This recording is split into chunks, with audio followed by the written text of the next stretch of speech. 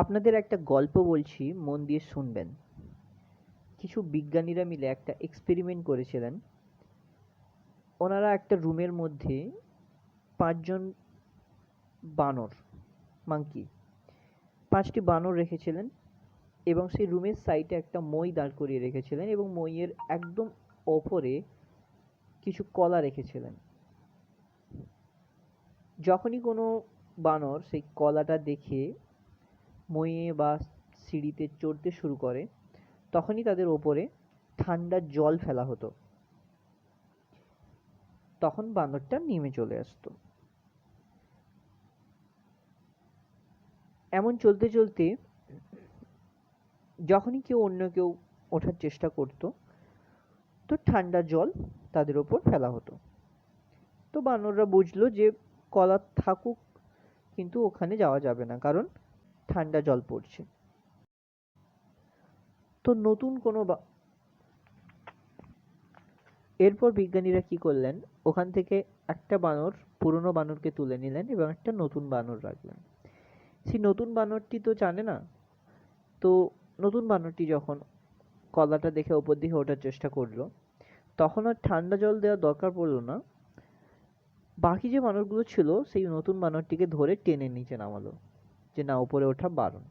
সে আবার ওঠার চেষ্টা করলো, কিন্তু আবার তাকে ধরে টেনে নামালো হলো।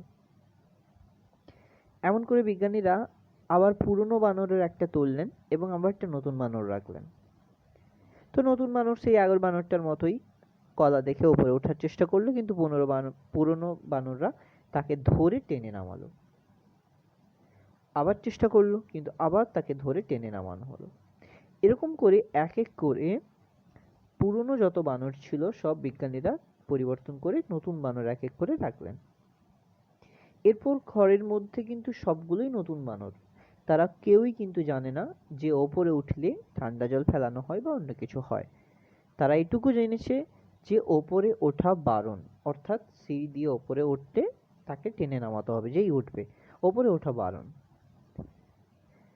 আপনি রিলেট করতে পারেন, এটা আমাদেরই মতো সমাজের, আমাদের সাথে এমনই হচ্ছে।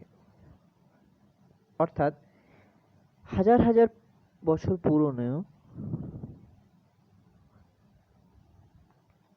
হাজার হাজার বছর ধরে চলে আসা কোনো রীতিনীতি, যেগুলো তখন কোনো একটা কারণের জন্য হয়তো তৈরি হয়েছিল, সেই কারণ মিটিয়ে যাওয়ার পরেও আমরা সেই প্রথাগুলো, সেই রীতিনীতিগুলো এখনো পালন করে যাই, সেই বানরগুলোর মতো। বানরগুলো তো বলতে পারে না, তারা জন্তু, তারা বলতে পারে না, তারা প্রশ্ন করতে পারে না, কিন্তু আমরা তো মানুষ, আমরা তো প্রশ্ন করতেই পারি। কেন কেন আমরা পশুর মতো সেই রীতিনীতি বা প্রথাগুলো মেনে চলবো?